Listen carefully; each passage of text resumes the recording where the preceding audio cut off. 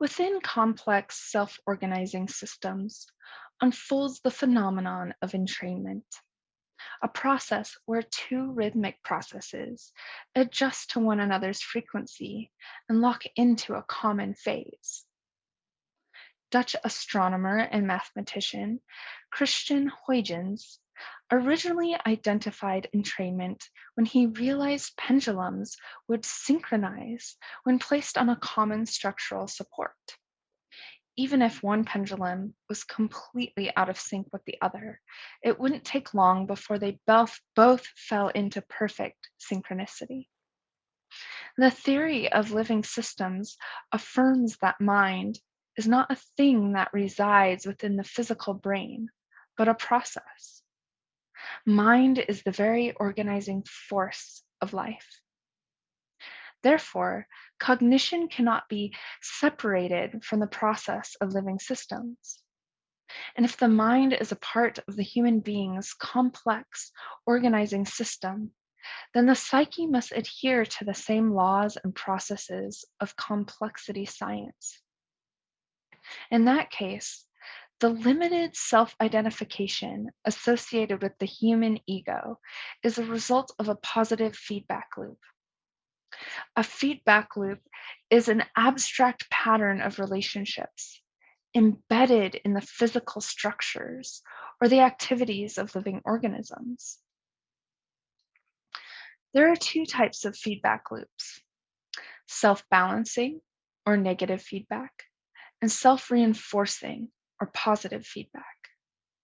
And feedback loops commonly are composed of a combination of negative and positive feedback and are the process by which complex systems regulate themselves. So, a positive feedback loop is the result of an action that causes more of the initial action to occur, thus amplifying the original action.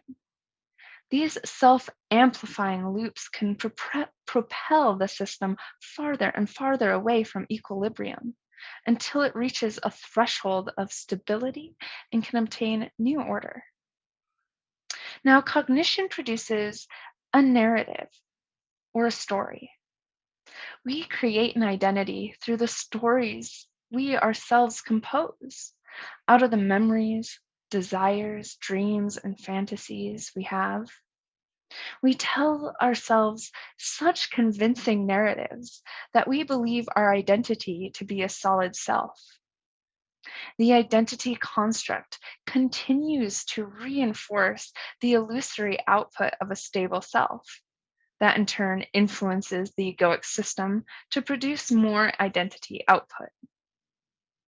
The ego identity we take to be ourselves is a positive feedback loop, constantly reaffirming its own existence. However, there is hope to reprogram our psyches. We can break out of the entrapment of individualized and false identities by entrainment. As Welsh eloquently explained, I quote, "Our internal frequencies also mirror external frequencies. Our attention entrains to the frequencies surrounding us." End quote. In the film, I explore the concept of creating bifurcation points in the positive feedback loop of the ego. A bifurcation point is a threshold of stability where a system can either break apart or break through to new order. Bifurcation points in the self affirming ego loop can lead to the cognitive locking into frequencies beyond the narrow human perspective. The individual enters into an expanded state of consciousness by participating in ceremony.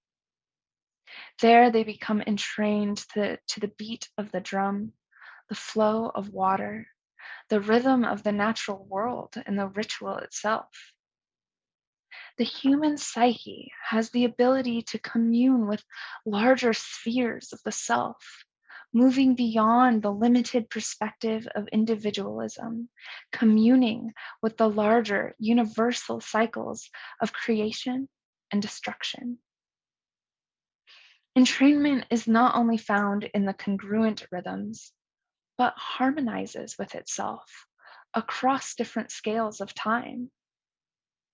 The pattern that emerges is self similar, it's fractal. And therefore, the film explores the fractal nature of entrainment across time, accessing ceremonies in different locations and various timelines, yet they are all connected. You can see fractal patterning in the shots that are mirrored and multiplied, and also in the editing of the film as a whole. The story contains self similarity while expressing novel incarnations of itself. The same shot and angle are captured at different times and places, illustrating the interconnected and fractal quality of expanded states of consciousness.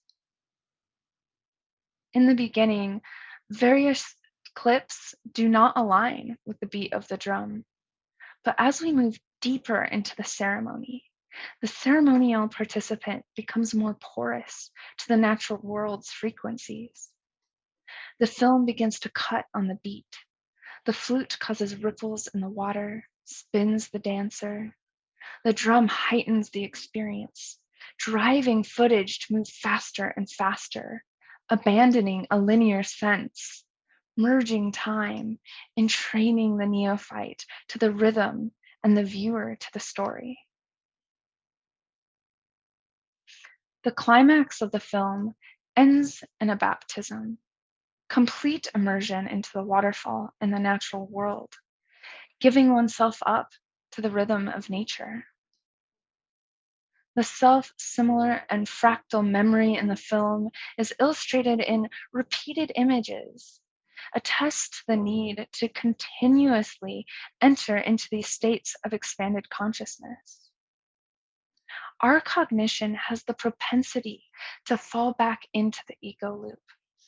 Therefore, it's necessary to keep doing the work, keep showing up, and allowing yourself to be consumed by the dynamic cosmos.